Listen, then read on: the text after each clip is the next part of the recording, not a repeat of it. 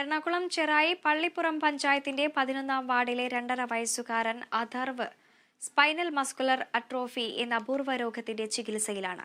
നിലവിൽ തിരുവനന്തപുരം SAT ആശുപത്രിയിൽ ചികിത്സയിലാണ് അഥർവ്. 15 കോടി രൂപയാണ് ചികിത്സയ്ക്കായുള്ള മരുന്നിന്റെ വില.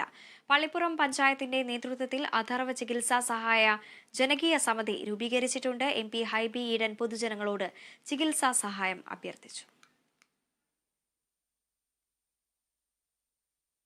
ചെറായി സ്വദേശിയായിട്ടുള്ള ഓട്ടോ ഡ്രൈവറായിട്ടുള്ള സജിത്തിൻ്റെ കുഞ്ഞാണ് അഥർവ്. സ്പൈനൽ മസ്കുലർ അസ്ട്രോഫി എന്ന് പറയുന്ന രോഗത്തെക്കുറിച്ച് നിങ്ങളെല്ലാവരും റിപ്പോർട്ട് ചെയ്തിട്ടുള്ളതാണ്.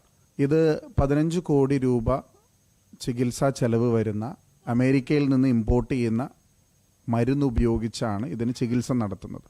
ജനകീയ സമിതി ഏകദേശം 60 ലക്ഷത്തോളം രൂപ സമാഹരിച്ചിട്ടുണ്ട്. പക്ഷേ 15 കോടി എന്ന് പറയുന്നത് ഞങ്ങളാരും വിചാരിച്ചാൽ സമാഹരിക്കാൻ പറ്റുന്ന ഒരു പണമല്ല.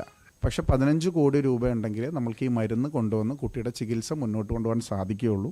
SMA രോഗബാധിതയായിട്ടുള്ള അഥർവിനെ സഹായിക്കാൻ എല്ലാ കാരുണ്യപരമായ കൈകളും അതിലേക്ക് നീളണം.